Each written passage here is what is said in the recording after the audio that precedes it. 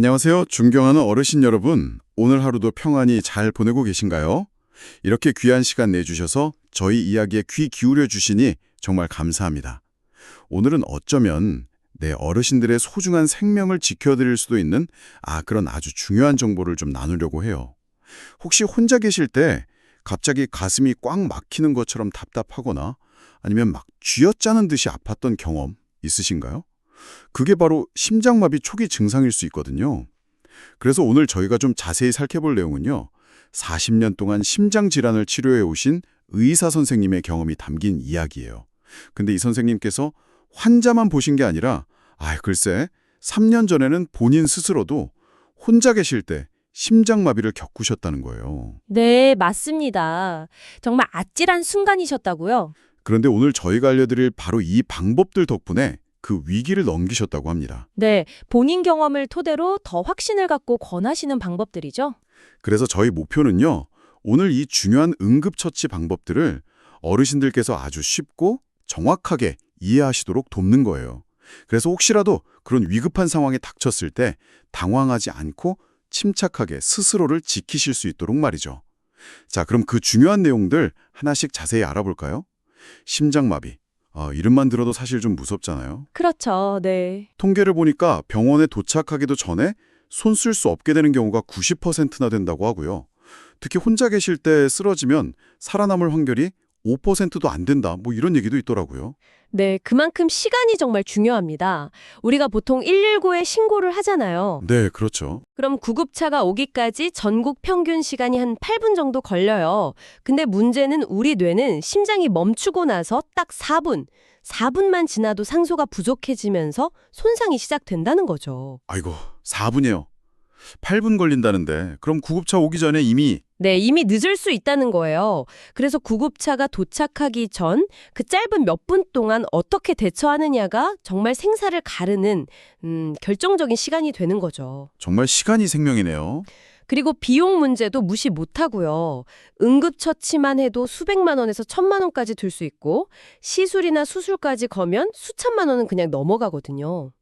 비용도 비용이지만 더 안타까운 건 사실 후유증이에요.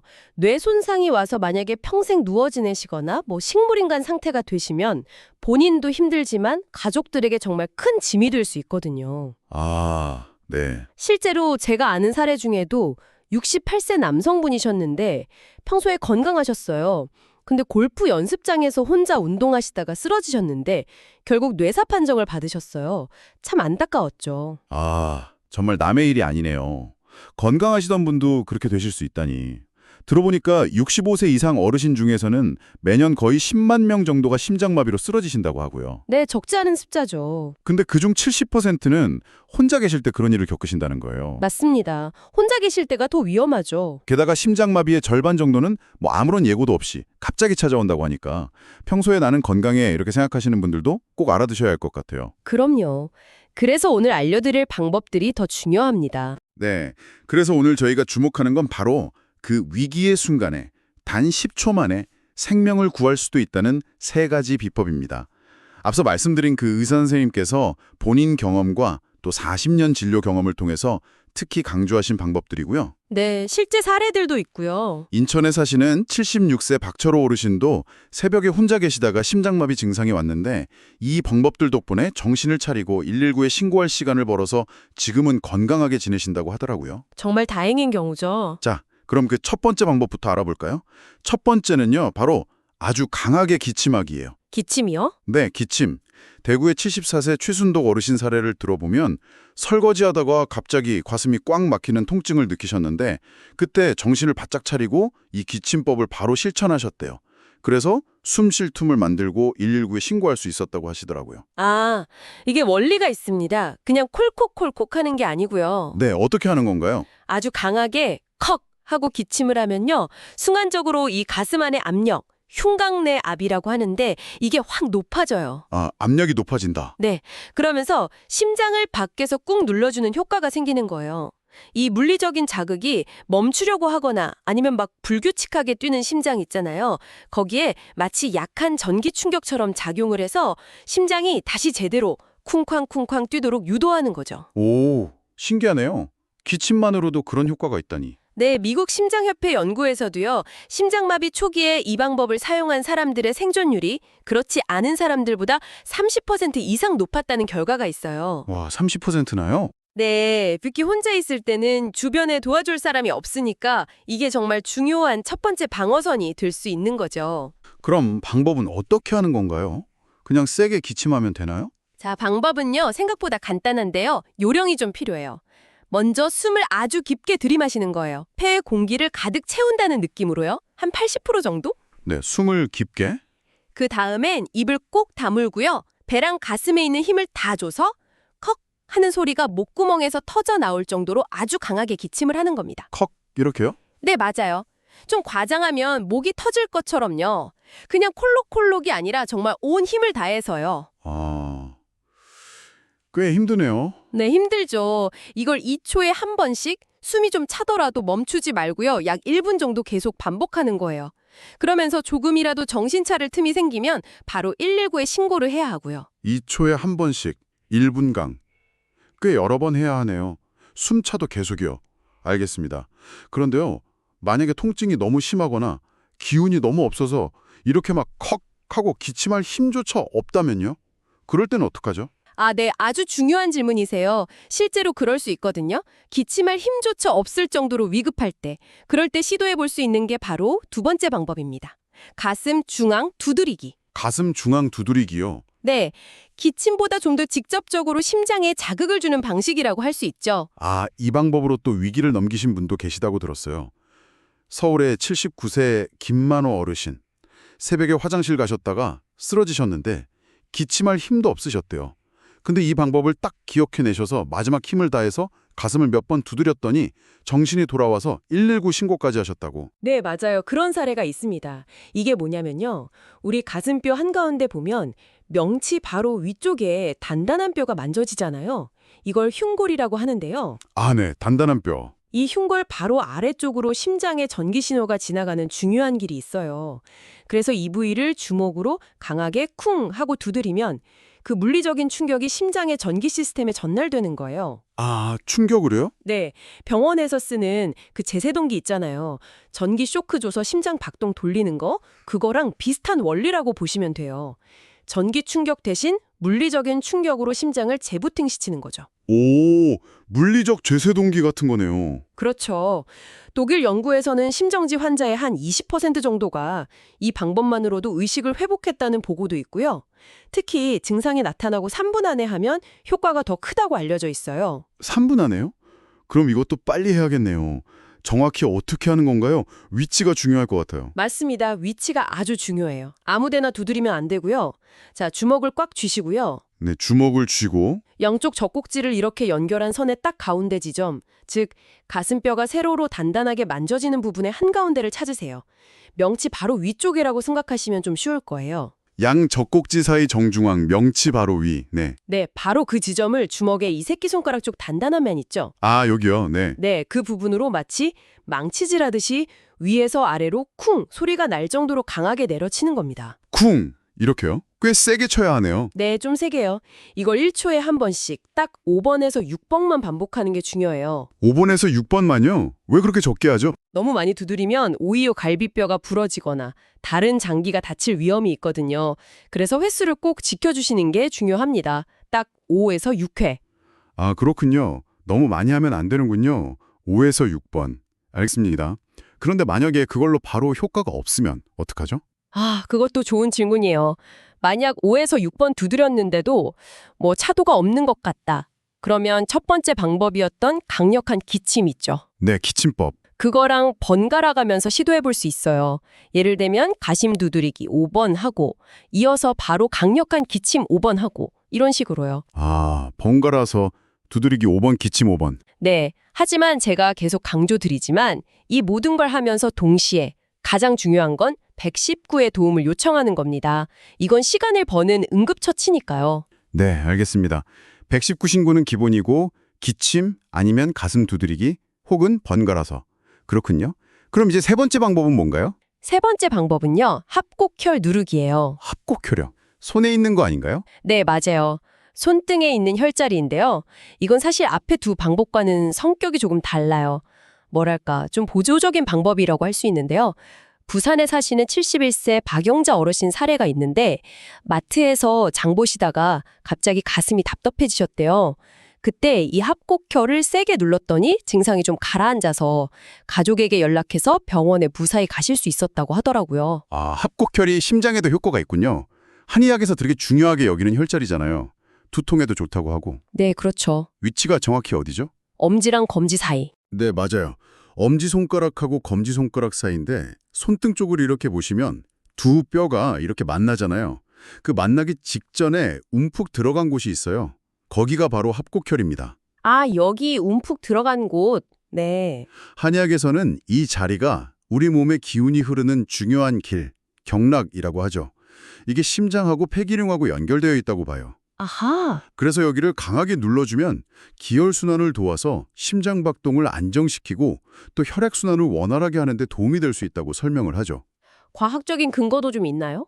네, 실제로 중국에서 한 연구를 보니까 이 합곡혈을 자극하는 것이 심박수하고 혈압 조절에 긍정적인 영향을 준다는 그런 결과도 있었어요. 어허, 그렇군요. 그럼 이건 어떻게 누르는 게 좋은가요? 그냥 꾹 누르면 되나요? 누르는 방법은요. 반대편 엄지손가락으로 그 합곡혈 지점을 꼭 누르면 돼요. 그냥 살짝 누르는 게 아니라 그 밑에 있는 뼈에 닿는다는 느낌으로 제법 강하게 눌러야 해요. 뼈에 닿는 느낌으로 강하게. 네, 누를 때 약간 뻐근하거나 좀 찌릿한 통증, 그런 느낌이 들면 제대로 누르고 있는 거예요. 아, 좀 아프네요. 네, 그 정도 느낌이 나야 해요. 이렇게 한 5초 정도 강하게 눌렀다가 또 5초 정도 쉬고 이걸 반복하는 거예요. 5초 누르고 5초 쉬고 반복. 네, 한쪽 손에 한 1분 정도 해주시고요. 그 다음에 반대쪽 손도 똑같이 1분 정도 해주시면 좋습니다. 양손 번갈아 1분씩. 그리고 이걸 하면서 코로 숨을 깊게 들이쉬고 입으로 천천히 내쉬는 심호흡 있죠. 그걸 같이 하면 마음을 좀 진정시키는 데도 도움이 많이 돼요. 아, 심호흡이랑 같이. 좋네요. 기침, 가슴 두드리기, 그리고 합곡혈 누르기. 이 세 가지 방법 알아두면 정말 든든하겠는데요. 하지만 이 방법들을 사용할 때 주의할 점도 분명히 있겠죠. 그냥 막 하면 안 될 것 같은데요? 그럼요. 아주 중요한 주의사항들이 있습니다. 이건 정말 놓치시면 안 돼요. 첫째, 그리고 이게 어떻게 보면 가장 중요한데요. 제가 아까도 말씀드렸지만 이 방법들은 어디까지나 응급처치를 뿐이에요. 절대로 병원 치료를 대신할 수는 없습니다. 네, 응급처치일 뿐이다. 네. 증상이 나타나면 이 방법들을 시도하는 것과 동시에 반드시 119에 신고하거나 주변의 도움을 청해야 합니다. 시간을 버는 게 목적이지 이걸로 치료가 끝나는 게 아니라는 점 꼭 기억하셔야 해요. 네, 명심하겠습니다. 119 신고가 최우선. 둘째, 만약에 의식을 잃을 것 같다, 어지럽다 싶으면 즉시 바닥에 안전하게 눕는 게 중요해요. 서 있거나 앉아 있다가 픽 쓰러지면 머리를 다쳐서 더 위험해질 수 있거든요. 아, 그렇죠. 넘어지면 더 큰일이니까. 셋째, 아까 기침이나 가슴 두드리기를 할 때 너무 무리해서 갈비뼈 같은 데가 다치지 않도록 주의해야 하고요. 특히 가슴 두드리기는 정확한 위치, 아까 말씀드린 가슴뼈 중앙을 딱 5번에서 6번만 두드리는 게 중요합니다. 다른 곳을 치거나 너무 세게, 너무 많이 치면 안 돼요. 네, 정확한 위치, 정해진 횟수. 넷째, 이게 또 중요한데요. 응급처치를 해서 증상이 좀 괜찮아진 것 같다고 안심하고 병원에 안 가시면 절대 안 됩니다. 아, 괜찮아져도 꼭 가야 한다. 네, 잠깐 좋아진 것일 수 있거든요. 심장 문제는 겉으로 괜찮아 보여도 속은 아닐 수 있어요. 그러니까 반드시 병원에 가셔서 정밀 검사를 꼭 받으셔야 합니다. 네 가지 다 정말 중요한 내용이네요.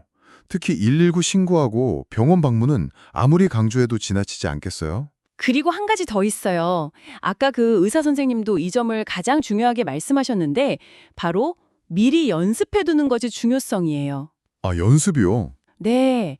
위급 상황이 닥치면 사람이 머리가 하얘지고 당황해서 평소에 알고 있던 것도 제대로 못하기 쉽거든요. 아, 그렇죠. 그럴 수 있죠. 그러니까 평소에 시간 나실 때 가족분들하고 같이 합곡혈이 여기가 맞나, 가슴은 이쯤을 이 정도 세기로 두드리는 거구나 하고 한두 번이라도 직접 해보는 거예요. 아, 미리 시뮬레이션처럼요? 네. 그렇게 연습을 해두면 실제 상황에서 훨씬 침착하게 망설임 없이 바로 행동을 옮길 수 있어요. 그 의사 선생님께서 본인 경험에서 가장 크게 느낀 점이 바로 망설임 없이 바로 실행하는 것의 중요성이었다고 해요. 연습이 그 망설이는 시간을 줄여주는 거죠. 와, 정말 그렇겠네요. 미리 연습해두는 것, 저도 꼭 기억해둬야겠어요.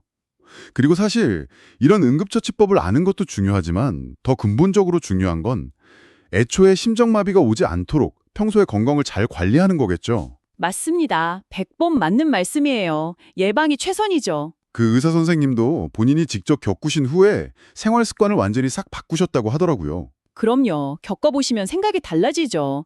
몇 가지만 좀 강조해서 말씀드릴게요. 어르신들, 첫째, 규칙적인 운동. 물론 너무 이른 새벽에 갑자기 찬 공기 쐬면서 하시거나 기온차 심할 때는 조심하셔야 하고요. 네, 무리하지 않는 선에서. 그리고 금연, 금주. 이건 뭐 기본 중에 기본입니다. 스트레스 관리도 중요하고요. 네, 담배, 술, 스트레스. 그리고 가슴 통증이나 숨이 가쁜 증상, 어지럼증, 또 왼쪽 팔이나 어깨, 턱 쪽으로 통증이 뻗치는 느낌. 이런 게 심장마비 전조 증상일 수 있거든요. 이런 증상을 미리 알아두셨다가 조금이라도 이상하다 싶으면 바로 병원에 가셔야 해요. 망설이지 마시고요. 아, 전조증상을 잘 기억해두는 것도 중요하군요. 네, 그리고 의사 선생님이 혹시 처방해 주신 니트로글리세린 같은 응급약이 있다면 항상 가지고 다니시고 사용법도 미리 잘 알아두셔야 하고요. 아스피린도 도움이 될 수 있는데 이건 반드시 의사 선생님하고 상의 후에 결정하셔야 합니다. 함부로 드시면 안 돼요. 네, 약은 꼭 의사 지시에 따라서. 그리고 혹시 혼자 사시는 어르신들은 이웃이나 자녀분들하고 미리 비상연락 체계를 만들어 두시는 게 좋아요. 무슨 일 있으면 여기로 꼭 연락 달라. 매일 아침 전화해서 서로 안부 확인하자. 이런 식으로요. 아, 서로 돌봐주는 시스템이 있으면 좋겠네요. 마지막으로 가장 중요한 것 중 하나인데요. 정기검진입니다. 혈압, 당뇨, 고지혈증 관리 잘 하시는 건 기본이고요.